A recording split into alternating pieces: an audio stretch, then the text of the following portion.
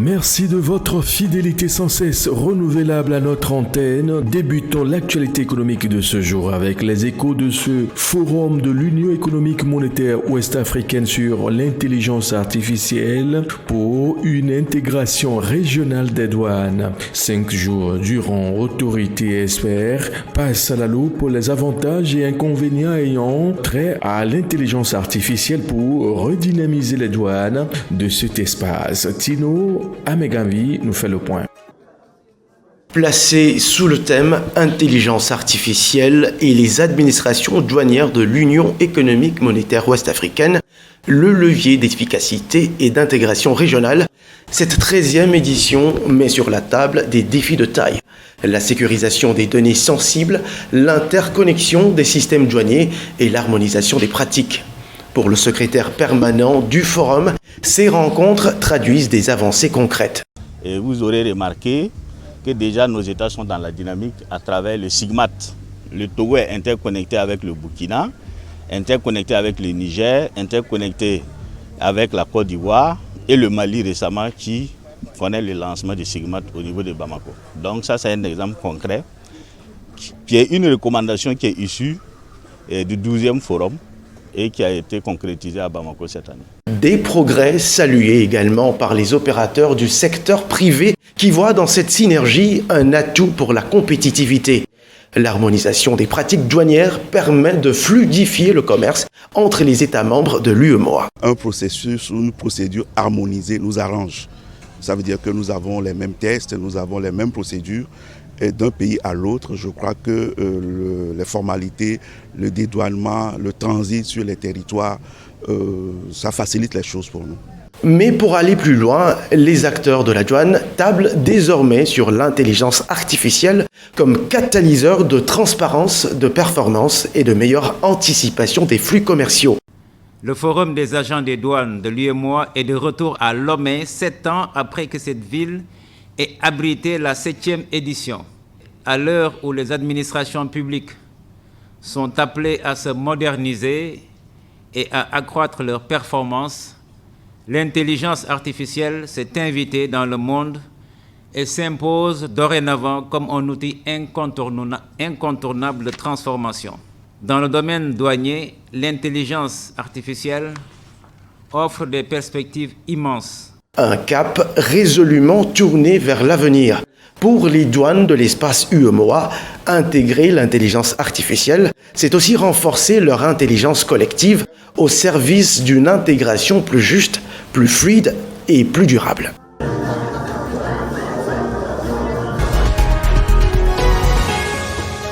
C'est fini pour l'édition 12 du Salon international de l'agroalimentaire de Lomé-Cielo, un rendez-vous annuel où les acteurs agricoles et dirigeants se retrouvent pour penser la redynamisation du secteur agricole.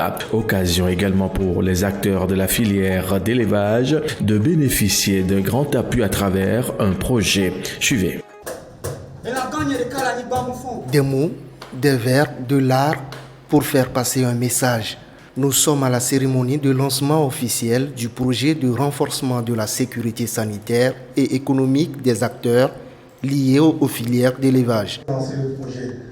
Je me teste si avant de ne pas lancer. SAFE, un projet porté par Vétérinaires sans frontières suisse qui vise à améliorer les conditions de vie des ménages vivant de l'élevage tout en renforçant les infrastructures de transformation. L'objectif, promouvoir des pratiques d'élevage plus sûres, plus durables. Avec ces différents acteurs, nous cherchons à renforcer les revenus des acteurs qui travaillent autour de ces filières lait et viande. Nous cherchons aussi à réduire les les problèmes d'hygiène et sanitaire autour de la filière des filières lait et viande. Cette cérémonie marque aussi la clôture du Salon international de l'agriculture et de l'agroalimentaire de Lomé. 5 jours d'échanges, d'innovation et de découvertes au centre des expositions et foires Togo 2000. Après 12 ans d'existence, le Cielo s'impose aujourd'hui comme un rendez-vous incontournable pour les professionnels du secteur mais aussi comme un tremplin pour les jeunes entrepreneurs, chercheurs et partenaires techniques engagés dans le développement agricole.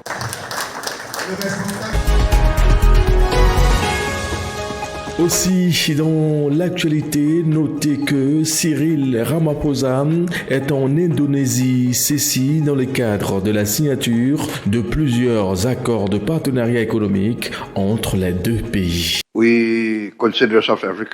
Nous considérons l'Afrique du Sud comme un partenaire stratégique en Afrique. Vous êtes un grand leader en Afrique et je pense que l'Afrique est l'économie et le continent émergent de demain.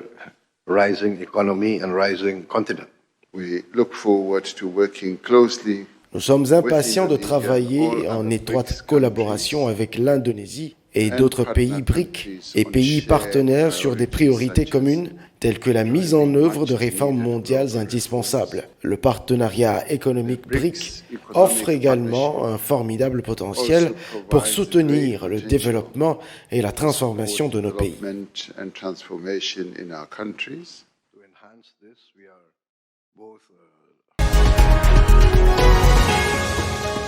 On en parle très souvent, mais peu sont ces personnes qui savent de quoi s'agit-il concrètement. Le crowdfunding ou le financement participatif reçu dans Eco40, votre rendez-vous hebdomadaire d'actualité économique sur New World Economy.